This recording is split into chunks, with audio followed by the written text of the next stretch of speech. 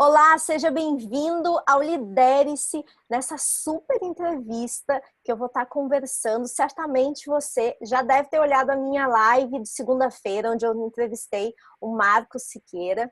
Se você não assistiu, corre lá, eu vou deixar um link aqui para que você possa acessar e também vai estar aqui embaixo nos comentários. Você pode acessar das duas formas e eu te digo que essa live está imperdível. Então, se você ainda não viu, se é a primeira vez que você está aqui no Lidere-se, corre lá para assistir a live que nós fizemos na segunda-feira.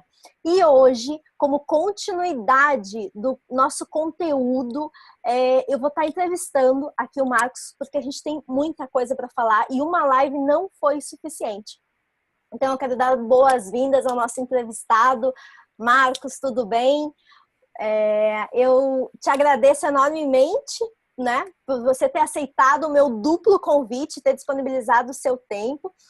E eu fico super feliz. Isso foi uma das coisas boas que o Lidere-se trouxe, né? Que é, para você que está nos assistindo, eu não conhecia o Marcos participou de uma das primeiras lives que eu fiz, né? Com uma outra convidada, a Lei Yoshida. E ele se prontificou imediatamente, né? Eu disse, gente, tô querendo entrevistar homens que trabalhem com comportamento ou que estudem comportamento, né? E o Marcos se prontificou e a minha surpresa, depois de ver tanto conteúdo que ele compartilhou naquela live, era saber que ele era engenheiro, né? Que a formação dele não era necessariamente da área de desenvolvimento humano, na área de comportamento, mas é um engenheiro quase filósofo. E hoje a gente vai estar aqui com ele falando sobre medos. Tudo bom, Marcos? Tudo bem, Carol. Primeiro, eu gostaria de agradecer ao universo por colocar dois universos tão distantes e tão distintos no mesmo ponto de confluência de pensamento. Sim. Segundo, eu gostaria muito de agradecer a minha querida, amada coach Samurai Yoshida por ter proporcionado esse encontro. E terceiro, eu gostaria de agradecer imensamente a você por ter parado para lançar um olhar de perspectiva, um olhar de afeto e de integração, e achar que talvez esse maluco seja capaz de produzir algo que nos traga um ponto de reflexão. Isso eu agradeço imensamente. Claro. E ainda, já dando uma introdução ao tema, né? Afeto, como dizia Spinoza, afetar é transformar. Aquilo que não se conhece, não se ama e, portanto, não se afeta. Mas também, por desconhecer, sentimos medo. Obrigado por vencer os seus medos e resplandecer a sua coragem e de me colocar nessa entrevista. Muito obrigado. Que bom, eu que agradeço. Bom, e para a gente começar, eu queria justamente te perguntar, né? Hoje em dia, a gente escuta muito essa cultura de desenvolvimento humano, fala muito das limitações. E não raramente, né, a gente vê justamente que o medo, as pessoas falam do medo, né? O medo para cá, o medo para lá, o medo como uma limitação, vença seus medos, supere seus medos e assim por diante. Mas eu queria começar justamente perguntando o que é o medo, né? A gente teria uma definição do que é o medo, porque nós sentimos o medo, né? Mas qual seria uma definição para esse sentimento? Exatamente, Carol. Você já começou respondendo. O medo é uma sensação. O medo é uma sensação individual e é uma sensação assim personalizada no tempo. Hoje você sente um medo por certo fato, mas amanhã você pode não sentir. Talvez porque você venceu o seu medo, ou talvez porque a fonte daquele medo se espraiou e você passou a não sentir. Mas essa sensação que eu chamo muitos psicólogos chamam de individual e personalizada, porque a partir do mesmo ponto, a maneira que você sente o medo, o seu medo é diferente do meu, que é diferente de todas as outras pessoas. Sim. Somos singulares nas sensações. E o medo não seria diferente. Mas é uma sensação que proporciona, assim, um estado de alerta, sabe? A monja Coen, quando ela fala sobre o medo, ela diz que o medo é a maior necessidade de mantenimento da vida, porque é ele que nos mantém alertas para a sobrevivência. Então, é um estado de alerta demonstrado pelo receio de sucumbir, pelo receio de se tomar uma ação, pelo receio até de se sentir ameaçado, tanto fisicamente como psicologicamente. Sim. E o medo, ele tem alguns estágios, né? Ele vem desde a ansiedade até chegar ao pavor, né?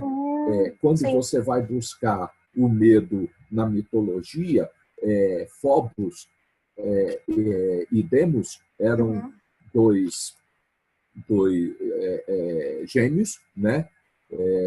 Que eles eram filhos de Afrodite, e agora me falhou o outro deus. E eles iam com o pai deles para a guerra, um para produzir medo e o outro para produzir pavor. Então, você vê que o sentimento medo, ele, em sua historicidade, ele é bem anterior à mitologia e tudo isso. Ele já foi devidamente olhado pela arqueologia. Nas cavernas tinham figuras que denotavam o medo. O medo do escuro, o medo do animal. Então, o sentimento medo é exatamente isso.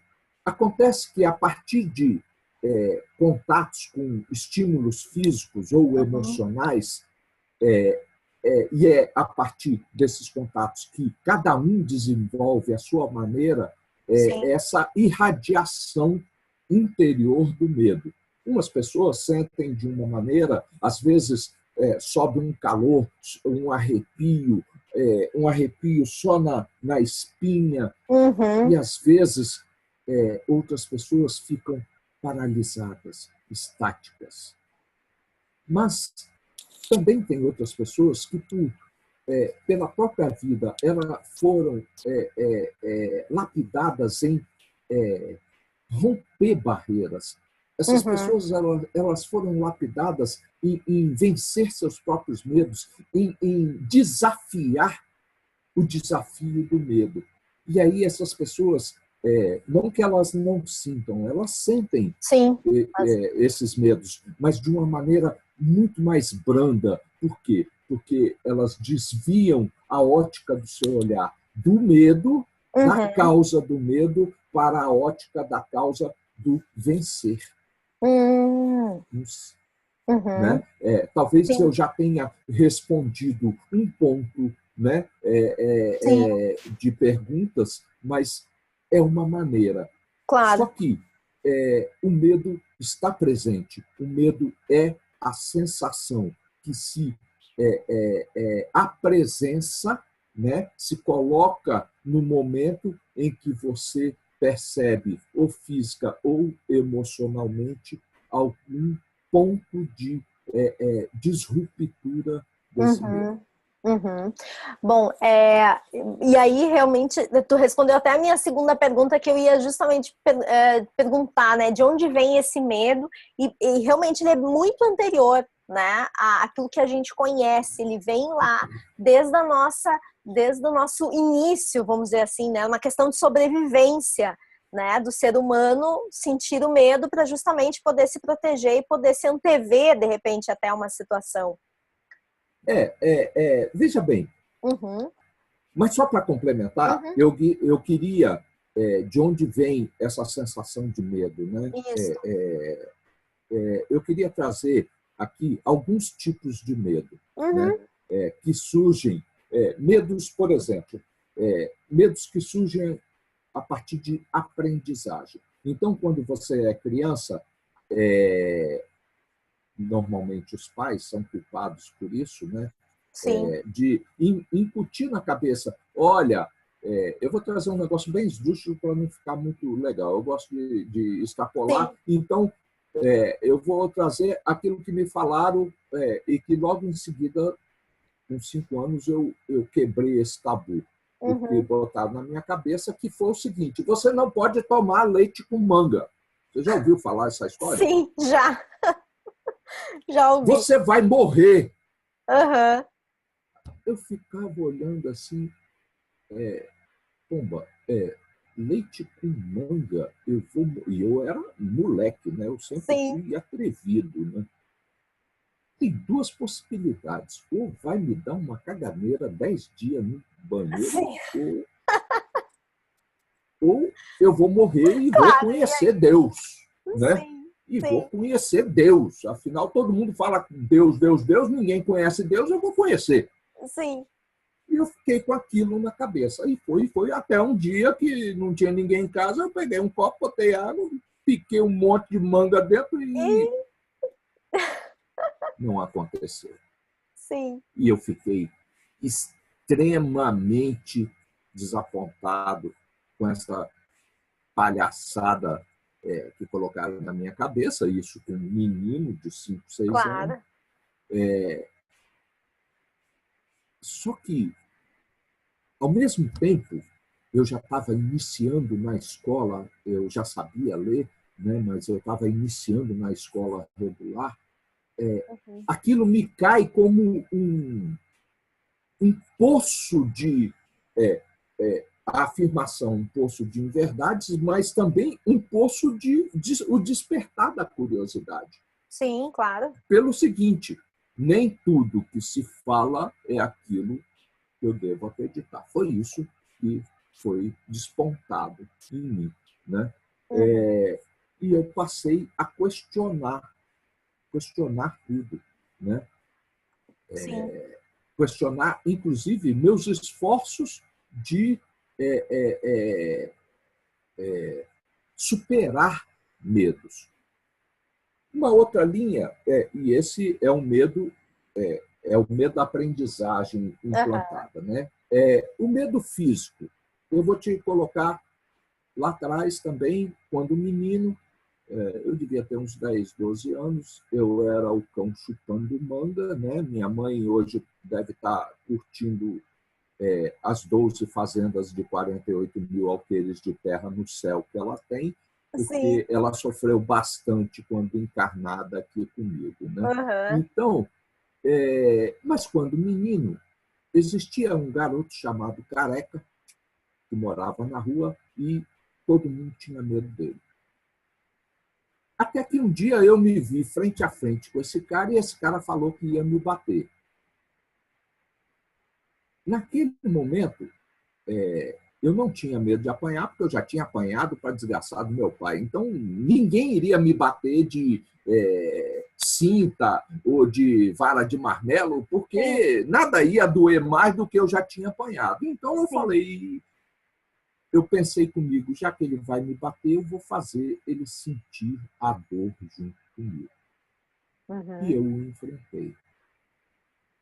Percebe que, ao se enfrentar um inimigo físico, no qual você se predispõe a mostrar para aquele inimigo que ele também sente dor, você está vencendo o medo. Uhum. Né? E eu venci esse medo. A única coisa é que eu bati nele e tomei uma surra em casa, porque eu acho que eu bati demais. Né? Uhum. Então, eu Sim, dei uma surra nele e aí eu apanhei em casa porque foram claro. reclamar que eu bati nele demais. Sim, Não que eu era forte, muito pelo contrário, eu sim. era muito magrinho. O outro medo, esse é o medo físico da contingência. Né? Uhum. O outro medo são aqueles medos que são muito comuns na nossa vida, que nós geramos, né? Sabe, eu tenho medo da meta, eu tenho medo do meu propósito de vida, eu Sim, tenho do medo ridículo, de né? falar, né? Eu tenho Sim. medo de falar em público, Uhum. eu tenho medo de barata. Eu estou juntando tudo num caldeirão de medos Uhum. que, na verdade, são medos que são gerados por nós. Sua mãe não chegou e falou: Carol, barata, não chegue perto de barata. Barata pode te picar com as anteninhas. E se ela não fez isso com você. Mas, talvez, a Carol ou alguém que esteja nos assistindo, de ouvir a mãe dizer que tinha medo de barata e de ver o quanto ela se estardalhava quando via uma barata, essa pessoa, sim, ela mesma produziu em si o medo de barata. Né? Quando você está na faculdade, você tem medo da prova ou medo daquele professor. Quando você vem para o mundo corporativo, você sabe muito bem disso, que o mundo corporativo é um mundo de desilusões. Sim. Né? Ele te proporcionou as melhores reflexões, os melhores ensinamentos, muito melhores do que na faculdade, mas é um mundo de desilusões. Sim, com certeza. Eu costumo dizer para os meus mentorados e os alunos em cursos e workshops que eu dou, que eu falo para eles o seguinte: você não se iluda de que você vai ser feliz no mundo corporativo. Você não vai ser feliz. A felicidade sua não está no trabalho. A felicidade está em você. A felicidade está em você romper os seus muros internos para fazer com que o seu propósito, a sua necessidade de alegria pelo que você faz e de encontro e bater com o propósito corporativo. Só assim você vai ser feliz. Não pelo mundo corporativo, mas por você mesmo. Então, o medo também é assim. Enquanto não pararmos para observar a historicidade dos nossos medos, né? O porquê que eles aparecem, como aparecem, quando aparecem, e qual o tamanho, o que eles provocam, a gente não consegue traçar uma linha de defesa e uma linha de ataque. Né? Então, essa sensação de medo que ela é presente no dia a dia, ela é não só presente no dia a dia, mas ela é constante, né? Sim. Ela é mais do que necessária, porque, querendo ou não, ela vai alavancar uma série de disrupturas interiores suas para que você se dê a chance de galgar o próximo degrau. Claro. E aí vem a minha... Não sei se eu respondi. Sim, respondeu. E vem a minha pergunta justamente o seguinte: por que, então, que a gente sente medo de coisas que nós não vivemos, né? Porque a gente falando aqui, você justamente, o medo do aprendizado, o medo justamente de você olhar, né, crescer olhando determinadas situações e entender que aquilo pode me trazer medo. Então, medo da barata, medo de falar em público, medo do ridículo, muitas vezes, né? Viu alguém ser ridicularizado, opa, não quero aquilo para mim. Mas como é que e esse medo daquilo que nós não vivemos, né? Eu vejo muitas vezes, grande parte das pessoas fica, mas se eu fizer uma transição de carreira, uma troca de carreira, uma separação muitas vezes, né? Mas e se isso acontecer, né? A pessoa fica presa no cis, né? Mas e se isso, mas e se aquilo, mas se aquele outro, e não consegue dar o próximo passo, muitas vezes por medo de não saber o que vai acontecer. né? De não ter o controle daquela situação. E de onde vem esse medo daquilo que nós ainda não vivemos, mas que ansiamos viver, mas não vivemos por medo? E aí fica naquele círculo vicioso, vamos dizer assim, né? Deixa eu pontuar algumas coisas. Claro. Primeiro, porque sentimos medo de situações que não vivemos. Uhum. É uma pergunta interessante que a gente devia se fazer todo dia. Por que eu estou sentindo medo disso se eu nunca passei por isso? Sim. Né? Percebe? Sim, exato. Mas você prefere sentir o diabo do medo do que parar para fazer uma reflexão a respeito. Né? Mas aí, durante muito tempo, eu me fiz essa pergunta. Um belo dia, caiu na minha mão um livro chamado A História do Medo no Ocidente, de Jean Delumeau. Né? É um livro grosso, de umas 670 páginas, 680 páginas, um livro complicado, mas eu adorei ler aquele livro. Uhum.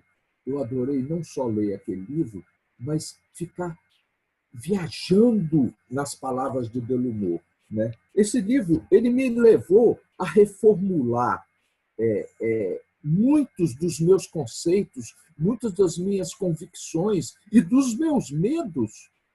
Por quê? Porque ele me levou, numa reflexão, ele me levou a entender que todas as vivências são cíclicas. Tá? Uhum. Na política, se você olhar na política, o que se passa na política aqui se passou há 100 anos atrás, se passou há outros 100 anos, se passou na Grécia, quando for atrás o Sócrates resolveu não se entregar e se suicidou, e por aí vai. Uhum. Todas essas causas de medos também são cíclicos. Na política, no profissional, no emocional, no comportamento, nos animais. Né? Sim. A única coisa é que a gente precisa realmente entender que você só tem medo do desconhecido. Você não teme aquilo que você conhece. Sim, é verdade. Mas eu conheço o elefante, eu tenho medo dele. Não. Você sabe o que é um elefante. Sim. Se você conhecesse realmente toda a psicologia do elefante, como ele se comporta, você não teria medo do elefante. Você provavelmente se encantaria com ele e talvez fosse até um domador de elefante. Então, você só tem medo do que não conhece. Né? Sim. E por não conhecer, muitas vezes, aquilo que nos traz medo, e você vê que é uma roda viva, nos afasta de tal ponto que nos traz medo. E quando você se afasta, você também se afasta da possibilidade de conhecer. E quando você se afasta da possibilidade de conhecer, você se afasta da possibilidade de se conhecer. Claro. Quando você se afasta da possibilidade de se conhecer, você também se afasta da possibilidade de tecer mecanismos de gerenciar o seu medo. E quando você também se afasta da possibilidade, e eu já vou fechar esse círculo, da possibilidade de gerenciar os teus medos, você se coloca no caldeirão do medo. Então, tudo aquilo que surge como situação não vivida por você, mas escutada no além, de que lá no além, com fulano de tal, aconteceu tal coisa e ele escafedeu-se, isso te gera um cenário interno, né, na cacholinha, de que você precisa ter medo. E não é bem assim. Você só tem medo por aquilo que você não conhece. Você tem medo por aquilo que, na verdade, você ouviu falar, mas não conhece. Sim. Né? Então, sentimos medo das situações que não vivemos justamente porque não conhecemos. Né? Uhum. A gente precisa... muita gente chama assim, a gente sente medo do que não conhecemos por reminiscências. Né? Uhum. Ouviu falar, Sim. viu um quadro, né? Uhum. Sim, Tem pessoas alguém que têm diz. Uhum. isso, tem pessoas que têm medo de palhaço, tem pessoas Sim. que vão numa galeria de arte e olha, sabe, um quadro. Eu vou até falar de minha experiência. Tinha um quadro que me causava uma certa espécie de receio, não Uhum. medo, receio, Sim. que era o quadro do Inferno, baseado Uhum. né, na obra de Dante Alighieri. E eu ficava olhando aquele quadro, eu olhava assim de lado para ele, assim, Sim. até o dia que eu fui obrigado, fazendo filosofia, em ler a obra dele, Claro. né? O Inferno, Purgatório e Céu, Uhum. e entender realmente o que era aquilo. E a partir daquele momento, esse receio só Sim. foi Deus. Né? Desapareceu. Então, sentimos medo de situações que não vivemos por desconhecimento. Sim. E com base nisso que tu está me dizendo, né? O simples fato de eu ter consciência deste medo, né? Eu entender, ok, que nem a gente estava falando ali no início, eu tenho consciência, eu entendo que eu estou sentindo medo e entendo que não teria razão, né? Um motivo específico para que eu tenha medo. Somente isso é necessário para que eu possa enfrentar esse medo? Ter a consciência? Carol, é um princípio, mas Uhum, não basta. Né? uhum, sim. Por quê? Pelo seguinte, quando você resolve de que é necessário para você, para romper seu medo, você resolve que é necessário você conhecer o fruto proibido do seu medo, né? Uhum, Que na sua cabeça aquele fruto é proibido. sim, sim. Né? Uhum, Esse é o princípio, mas não basta, porque você tem que ir lá, conhecer esse fruto, saber qual é a forma, quando aparece, quando nasce, quando morre, uhum, quando ele cresce. Você precisa sim. saber tudo sobre esse fruto medo. Né? Uhum, Mas não basta por quê? Porque não basta só você conhecer esse fruto e não vir para a sim, não. próxima etapa, que é a ação, a Uhum, ação da gestão. Né? sim, A gente, em engenharia, principalmente quem trabalha com infraestrutura elétrica, sim. mas todas as engenharias, né? E eu comungo do, do pensamento de que a análise de risco e análise de confiabilidade deveriam ser matérias extremamente enraizadas no currículo dos engenheiros para eles Sim. entenderem, assim como a matéria de humanas, né, para que eles entendam que eles não são engenheiro antes de ser engenheiro, eles são humanos. Né? Sim, com certeza. Mas o se não existe. Uhum, O medo está na transição, está no se. Né? Quando você tem medo, você fala, mas se eu fizer, se eu não fizer, se. O se não existe. uhum, O se só existe para o futuro. Se eu fizer isso, o que, é que vai acontecer? Vai acontecer tal coisa. Mas o se para o passado não existe. Se eu tivesse feito, sim. mas não fez. Mas se eu tivesse feito, nossa, mas se acontecer de novo?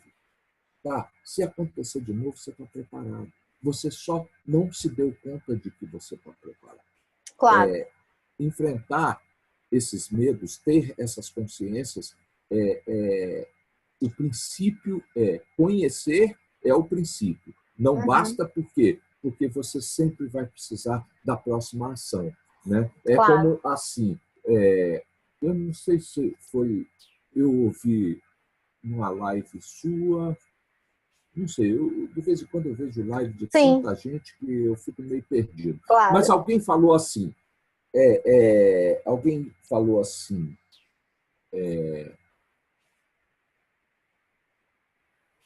os sonhos, eles precisam ser vividos, mas você precisa querer sonhar. Sim. Né? Quando você quer sonhar, não basta só você querer sonhar. Se você não agir, seu sonho não vai ser... Sim, não vai se transformar em realidade, não, né? Não vai se realizar. Claro. Né? O medo, você precisa conhecer o medo, depois de conhecer, antes de conhecer, você precisa ter a boa vontade de querer vencer o próprio medo. Conhecendo, você precisa também ter a vontade de gerenciar esse medo em você.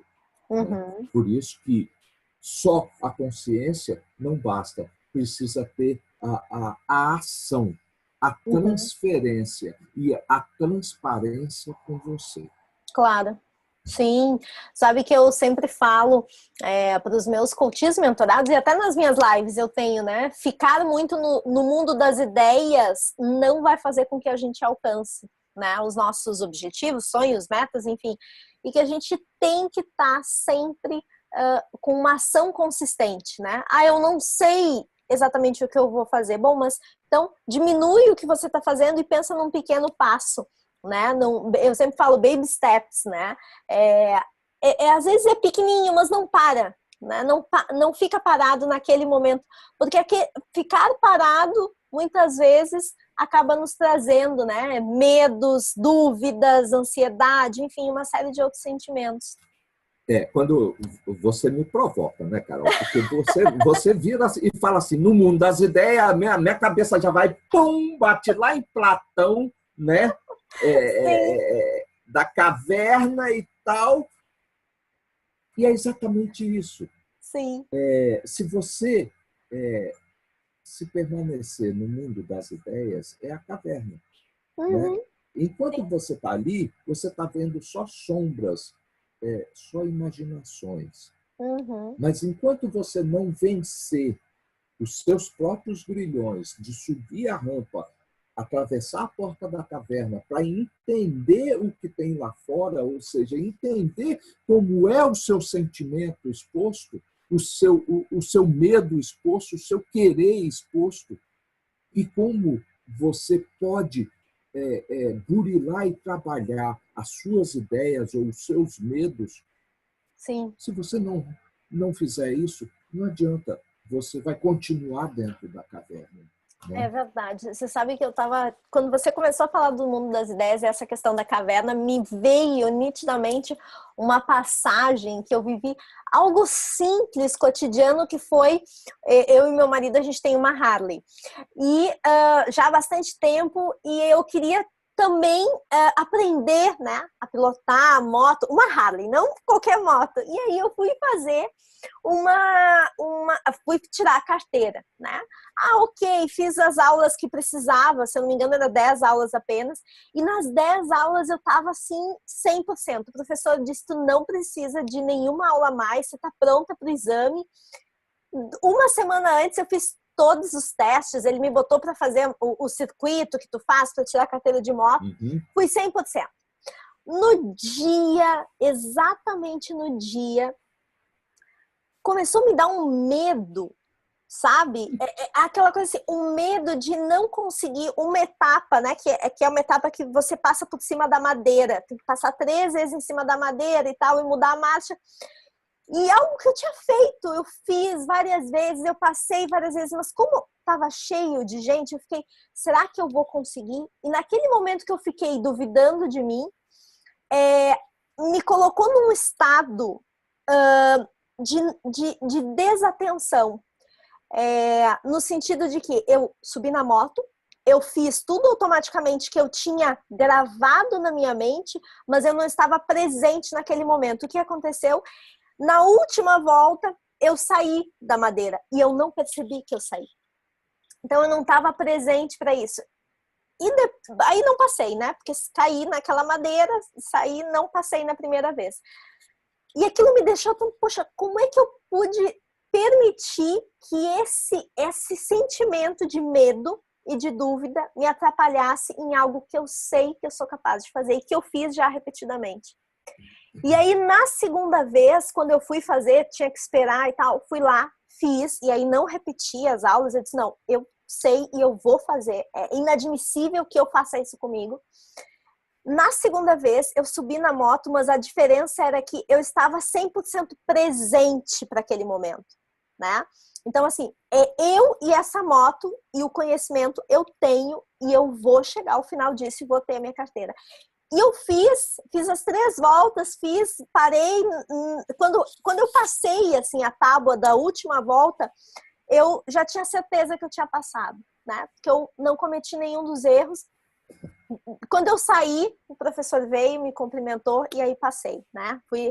Então, quantas vezes a gente se coloca nessa situação, né? Você tem conhecimento, tem bagagem, tem condições, o momento é propício, a oportunidade está desenhada, mas aí você começa a entrar nessa questão de, mas será realmente? Será que eu vou conseguir? E a sensação que eu tenho é que vai te diminuindo, né? Vai te reduzindo e aquilo vai ficando grande demais. Essa sensação, Carol, que você está descrevendo, foi muito bom você falar isso. Eu gosto muito de um livro onde coloca o ser humano no olho do furacão da sua ação. Né? É assim que eu defino esse livro. Esse livro é chamado Presença, tá? Do Peter Senge. Eu adoro esse livro. Eu já li esse livro umas 8 vezes, tá? E estou lendo pela 9ª vez. Vou providenciar, né? Inclusive, então. Eu gosto desse livro porque quando você faz uma reflexão e você para, você vê exatamente isso. Quando você coloca assim, parece que você vai fugindo de você. Na verdade, você foge, você se afasta do seu objetivo. Seu objetivo é o quê? Passar no teste de moto. Sim. Né? Aliás, eu também sou motociclista. Olha, então, que bom! Já dirijo há muitos anos, tenho carteira há muitos anos. Hoje eu estou sem moto, mas tive várias de grande porte. Quando você se afasta do seu objetivo, você só se afasta dele por alguns motivos. Um dos motivos é impedimento físico e o outro motivo é o medo. Se esse medo é maior do que a sua relação com o seu objetivo, você se afasta de tal maneira que você se coloca num viés de universo que é só seu, é paralelo e só seu, onde você continua, sabe, mecanicamente dirigindo a moto, sim, mas o seu pensamento está tão lá naquele universo que você erra aquilo que você faria de olho fechado e você fez várias vezes. Tá? Sim. Então, entender também faz parte do conhecer, é você ter a presença no seu objetivo, mas ter a presença em você, é perceber você. Quando você perceber que está se afastando daquilo que é o seu propósito, você, espera aí, relaxa, toma uma água, como eu brinquei hoje, vão tomar água para perder os medos. Sim. Toma uma água, papapá. Por quê? Porque a água, quando bate, ela esfria. E quando esfria, você cria um mecanismo de clique. Né? E aí é que mora o perigo. Por quê? porque as pessoas simplesmente não param para se observar, se entender, entendeu? Mas quando acontece porque você não parou e acontece como aconteceu, de que você não passou no teste, Sim. te vem um outro estado, que é o estado de raiva. A Carol com raiva dela mesma. Eu duvido que a Carol falou, você deve ter falado para você mesmo em pensamento, mas tu é burra, tu sabia a porra toda, sabia fazer isso 10.000 vezes, até de ré você faria, e você não foi passar. Quer dizer, você exatamente. se condena com isso. Sim. Né? E aí, a segunda vez, o que houve? Houve o destacamento do medo. O medo foi colocado numa posição tão alijada, tão orientada para um infinito seu, que você estava totalmente colada no seu objetivo. Quando você está totalmente colado com o seu objetivo, é um estado de quase vincularidade. A vincularidade ela é mais do que o engajamento. Tá? Engajamento tem hora para começar e hora para acabar. A vincularidade não, é uma característica que principalmente vocês mulheres têm muito, né? Mas todo ser humano tem. Vocês têm muito forte isso. Claro. Né? Vocês conseguem tratar de um projeto como um filho, né? Mas com olhos maternais. E por esse filho, projeto, né? Vocês dão o sangue, a vida, e não tem medo. Entende? Sim. O homem tem outras características que o levam a essa vincularidade. Eu não vou entrar muito nisso, porque senão a gente vai se estender demais. Claro, mas o que eu queria dizer e explicar é exatamente isso. Você destacou o medo do seu objeto, sabe? E colocou ele numa posição tão infinita de você que você passou. Sim. E muitas vezes, não sei se acontece contigo, acontece comigo, quando passa, você fala, tá vendo, idiota? Você podia ter feito isso. Sim, podia ter feito da primeira. Exatamente. Né? Exato. Então, exatamente. É isso. É bem isso. E Marcos, para quem está buscando, né, reconhece os seus medos, mas está buscando justamente poder enfrentá-los, né? Poder confrontar esses medos, né? E realmente tornar ele um medo pequenininho a ponto de não comprometer a busca de resultado, a busca de um sonho, a busca de um objetivo, enfim, quem está buscando isso? Teria algo, a gente falou sobre várias coisas, mas teria algo que essa pessoa poderia fazer em primeiro lugar, que ela poderia tomar, seja um comportamento, uma atitude, que ela poderia ter a partir de hoje? Carol, a primeira atitude é você ter a certeza de que medo não é uma questão de coragem. Tá? A coragem não é a ausência de medo. Do medo, né? Mas é a gestão particular de vencê-los e romper barreiras em seu espaço de tempo. Claro. Isso é a coragem. O medo é um mecanismo de aprendizagem e de lapidação do ser humano, mas também evolutivo de sobrevivência da espécie como ser humano, como profissional, como pai, como mãe, e do indivíduo, de cada um particularmente, porque quando você rompe seus medos, você vê você evoluindo. Né? Mas romper seus medos requer, você só obtém habilidade com constante exercício, requer exercício. Né? E para isso, eu gosto muito do livro de risco, né? Do John Adams. Esse risco ele é um livro que me leva a tomar uma série, apesar de ser um livro quase que bem mais técnico, mas ele me leva a tomar uma série de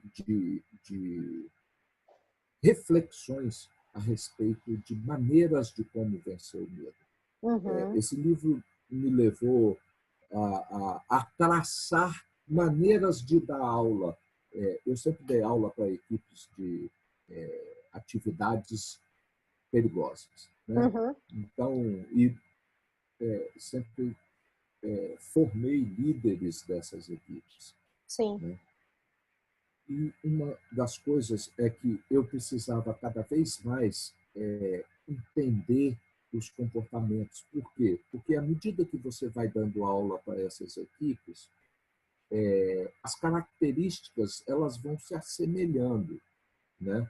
Então, você passa a saber que tal fulano tem a característica do pato, o outro tem a característica do avestruz, né? Você vai vendo essas características, mas, de repente, aparece um que não se parece com nenhum deles. E aí você precisa entender justamente como lidar com essa característica, e eu estou falando em relação ao medo. Né? Claro. Ninguém entra no potencial de 750, 500 mil volts com medo. Você tem medo, mas você entra. Mas entra por quê? Porque você passou por todo um processo mecanizado na sua cabeça de ter a hora certa, de tocar no cabo, de tocar a outra mão, de estar paramentado. E isso te faz, esses procedimentos, eu estou te falando de uma coisa muito absurda, que para muitos é absurdo e para mim é normal, né? Sim. Mas, de repente, alguma coisa que é normal para a Carol, para mim pode ser absurdo. Né? Sim.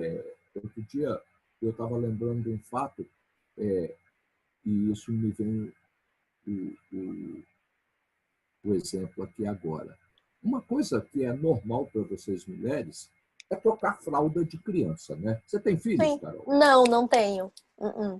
Mas já troquei fralda de afilhado, de sobrinho. Pois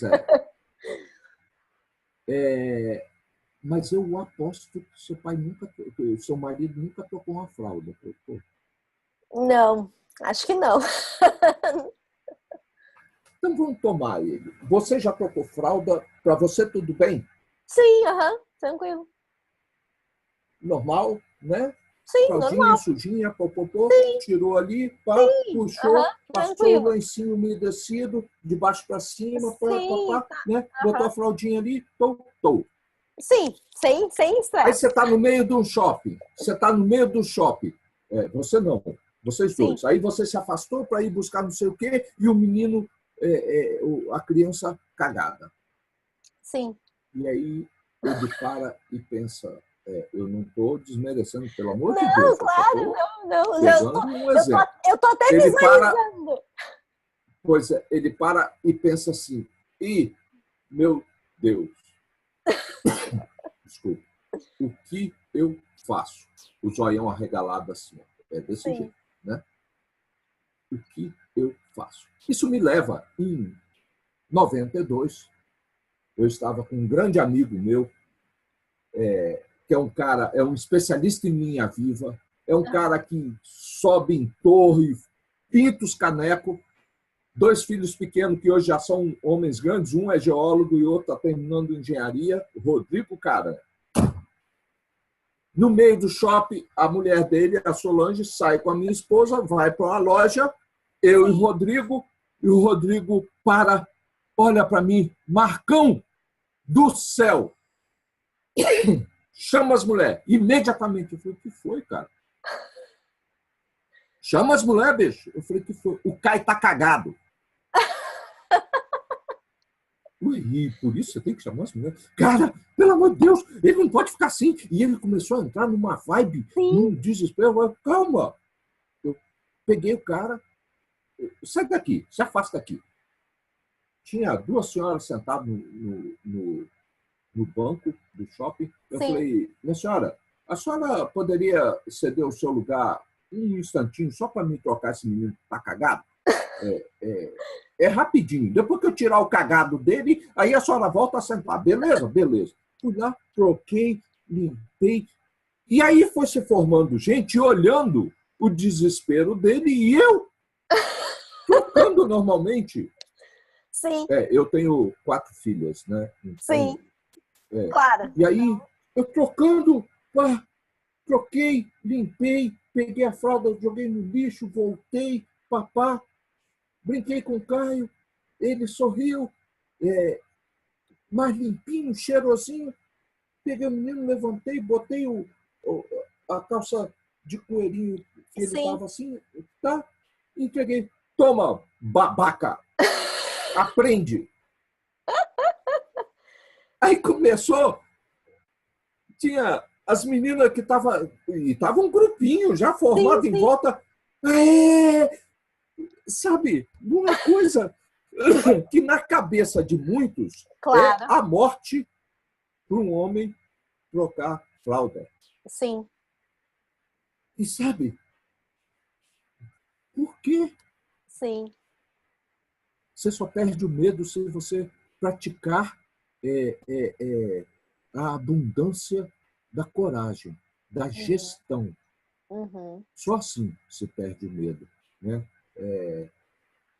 Voltando à sua pergunta, né? Você vê que eu fui lá no passado, né, para reportar e mostrar que muitas vezes se tem medo por uma coisa que é tão banal.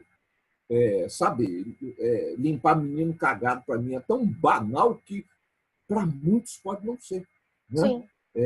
Mas, voltando, como é que eu faço, né? Foi essa a sua pergunta, como é que pode fazer para não se tornar refém dos medos? Os psicólogos e os psiquiatras, eles têm uma técnica, né?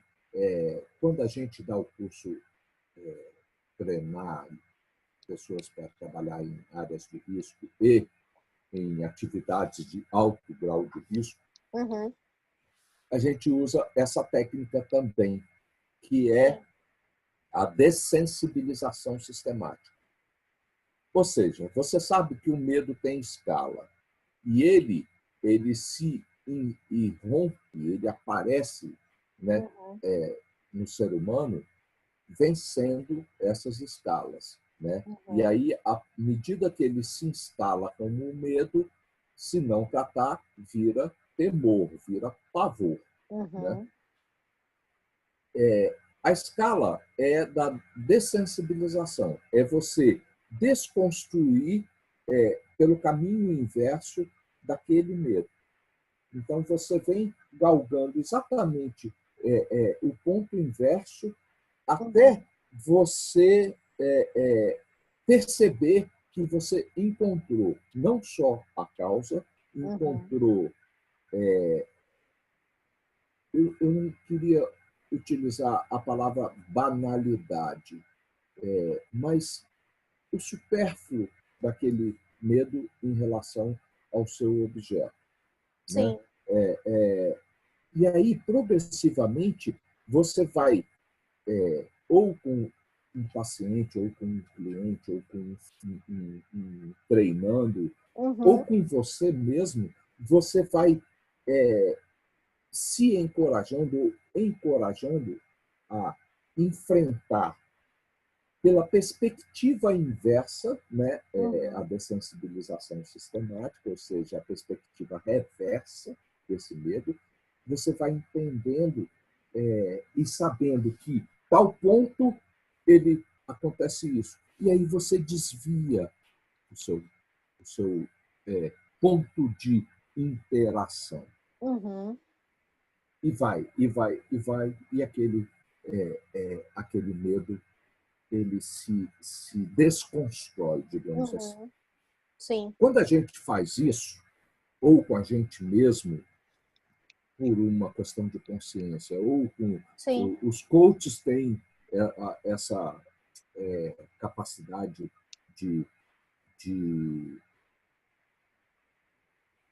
desviar, né, a interação do coach com os seus medos, as suas barreiras, né? E eu falo porque eu conheço, eu trabalho com mentoring, que é muito parecido com coach, né? Eu sou marido de uma coach e conheço coaches como você, eu conheço coaches excelentes. Claro. Mas vocês têm essa capacidade de permear esses pensamentos e esses comportamentos, tá? Trazer à voga todos eles, mas com perguntas e colocações simulares, né? A gente chama de simular, na filosofia clínica seria simular uma superfície, simulares daquilo, para que ele defina qual caminho. Claro, você me corrija se eu estou errado. Não, não, sim, claro. Ele defina qual caminho que ele quer tomar. E aí, por quê? Porque é o seu coach que tem que tomar o caminho dele. Claro. Ele tem que definir. Né? Primeiro de tudo, antes de você querer, é ele que tem que querer. Claro, né? Sim. Ao fazer isso,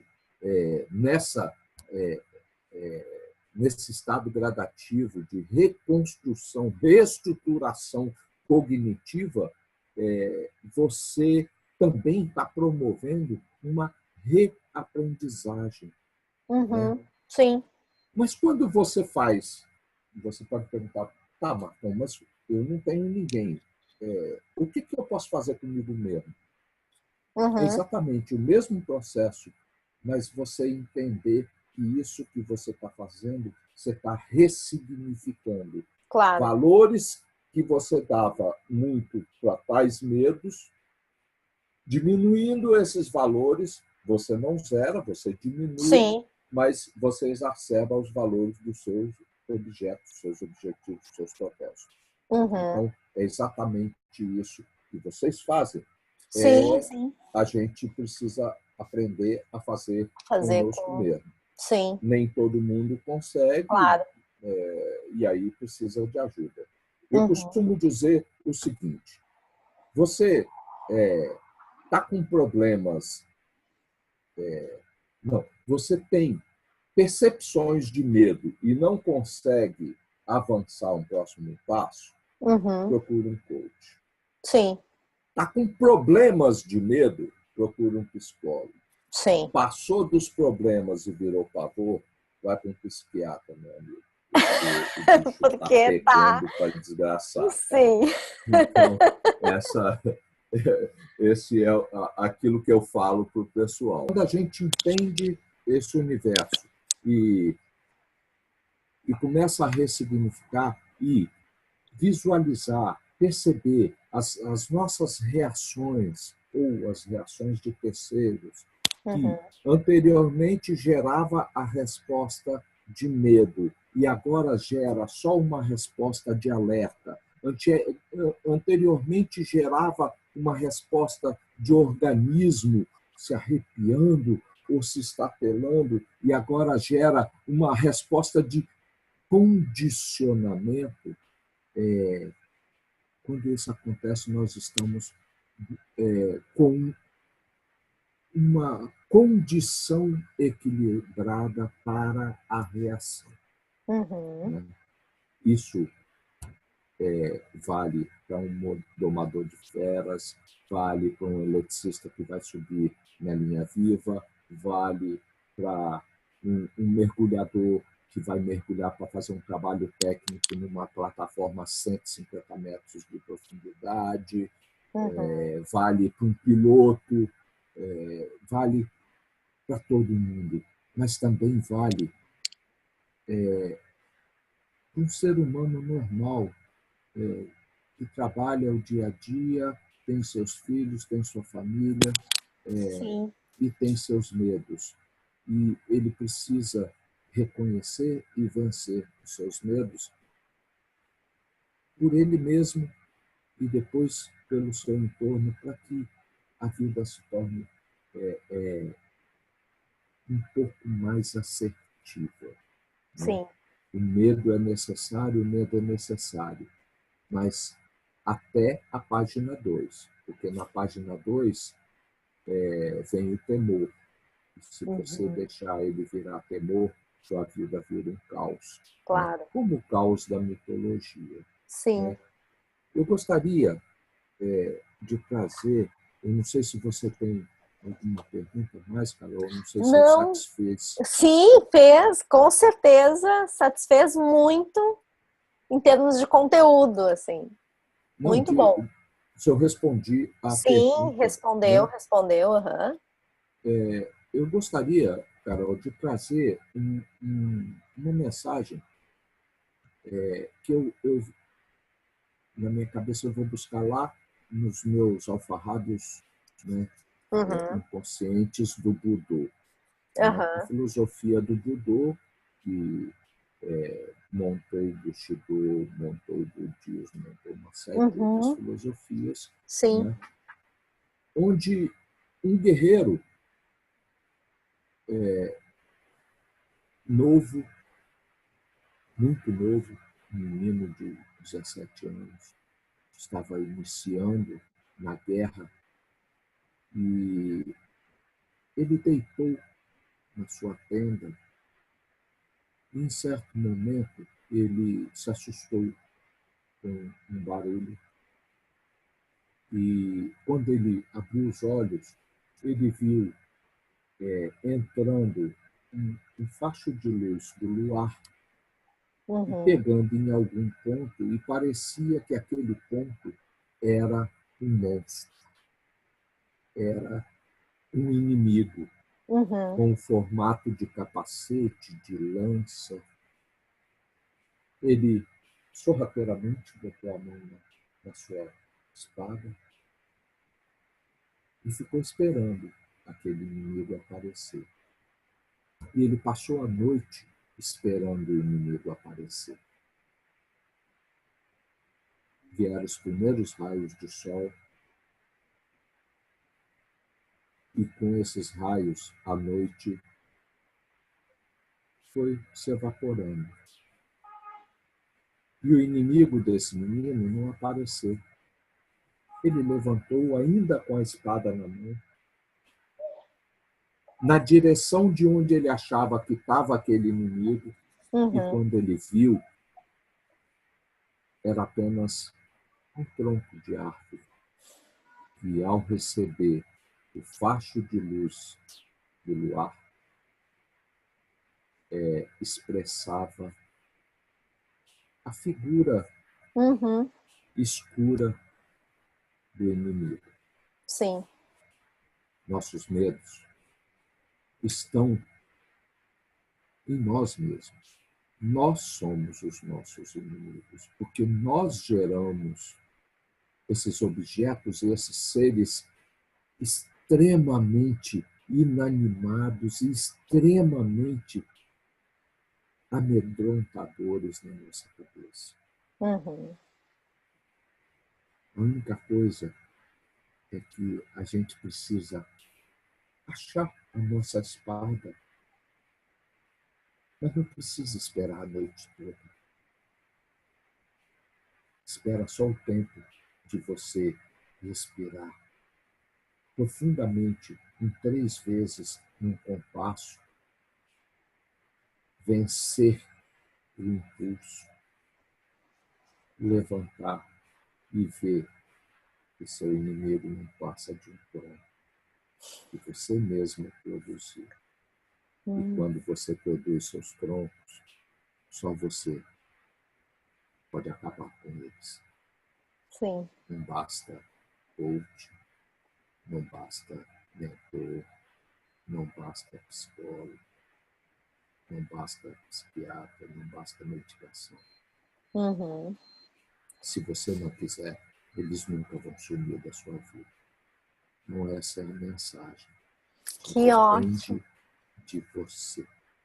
vencer os seus medos, enfrentar os seus medos, e mesmo que eles sejam reais, você procurar possibilidades e procedimentos de conviver. Sua vida vai ficar mais fácil, sua vida vai ficar mais alegre, mais feliz. Sem medo, a vida é mais feliz. Ou melhor, com pouco medo, porque sem medo não existe ninguém. Não existe. Sem medo, né? Tá certo. Essa é a minha mensagem que eu dou para os seus ouvintes, cara. Claro. De presente. Né? Que bom. Eu espero que isso faça ressonância nos ouvidos. Sim. Sem dúvida, é muito bonita a tua mensagem e ela vem muito ao encontro daquilo que eu penso, né, para mim, assim, que eu uso muito no meu dia a dia, que é, claro, eu não uso o medo, né, propriamente dito como palavra, mas eu sempre digo que os limites, eles existem única e exclusivamente na nossa mente, né, e quando eu tenho consciência disso, eu consigo me perguntar, mas qual é o limite que eu estou me impondo agora, né? E ultrapassar ele a todo momento. Então, eu fico muito feliz, assim, dessa entrevista, né, do teu tempo, e por mais que a gente vai falando e um assunto vai abrindo outro, né? E um assunto vai levando e é sempre muito rico, né? Falar sobre esses assuntos que visam justamente, eu acho que todos esses assuntos eles visam que cada um de nós possamos ser um pouco mais felizes, né? Ou encontrar ou caminharmos nessa jornada de forma mais realizada, mais satisfeitos com a gente mesmo, né? Mais feliz, enfim. Então, eu te agradeço enormemente pelo tempo, né? Por compartilhar do teu conhecimento, que para mim foi excelente, né? Eu gosto muito dessa área, gosto de falar, inclusive, sobre isso. Agradeço muito, foi muito bom. Eu que me sinto extremamente agradecido, honrado por estar aqui nessa entrevista e nesse bate-papo e poder levar, não muito, porque eu ainda tenho muito pouco, eu costumo dizer que eu sei 1% dos 10% que eu deveria saber para me tornar alguém que sabe. Né? O pouco que eu sei, eu divido. Né? E isso me deixa num estado extremamente emocionado e eudaimônico. Sim. Você, na live passada, eu você me questionei. perguntou o que era eudaimonia. Sim. Eudaimonia, para os gregos, é felicidade. Mas é a felicidade quando você está num ponto onde tudo ao seu redor conjumina para a sua alegria, para o seu estado de fervor. Sim. Tudo aquilo que você encontra como propósito de vida em você mesmo, e naquele momento que aquilo está acontecendo, é um estado eudaimônico. É a felicidade no mais puro fervor humano. E eu me sinto assim, porque se eu posso trazer um pouco de elucidação ou um pouco de instigação para provocar as pessoas a fazerem suas reflexões, então eu cumpri 1.000.000º do meu propósito. Sim. E de milionésimo em milionésimo, alguns formam um metro. Claro. De milionésimo em milionésimo, outros formam 1 quilômetro. Eu gostaria de formar um comprimento suficiente que trouxesse vontade humana de se tornar mais humano. É isso. Que bom. Essa é a minha mensagem. Sim. E a minha explicação para eudaimonia, onde eu te agradeço intensamente, eternamente, pela possibilidade de cumprir, abençoando o meu propósito, ao seu propósito, cumprirmos o nosso propósito de vida. Que bacana. Muito obrigado. Que bom, eu também agradeço enormemente e tenho certeza que todas as pessoas que estão tendo a oportunidade de acessar o canal, de assistir essa nossa entrevista, vão sentir essa energia que, mesmo estando em lugares diferentes, né, eu acho que a gente conseguiu passar muito bem essa troca, que não foi só de conteúdo, mas foi extremamente uma troca de grande realização e satisfação para você, para mim também, principalmente, né? Eu fiquei muito realizada, muito satisfeita de ouvir todas as coisas que eu ouvi. E para você que está nos assistindo, eu peço que você, se você também foi contagiado por essa energia, que você compartilhe esse vídeo, que você coloque os seus comentários, a gente vai adorar receber. E mais do que isso, que você curta também esse vídeo para que mais pessoas também possam ter acesso a esse conteúdo e poder começar a compreender os seus medos e, quem sabe, dar esse primeiro passo, né? Se permitir dar esse primeiro passo para enfrentar esses medos, entender eles, enfim, de onde eles vêm.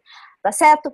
E eu te vejo na próxima semana com novos vídeos. O Lidere-se agora dá uma pausa, a gente terminou a primeira temporada, mas vem a segunda temporada e uma série de ideias fruto desse monte de entrevistas que eu tive. Já teve aqui a minha criatividade, tá a milhão, e muitas ideias novas para a segunda temporada do Lidere-se, que retorna em setembro.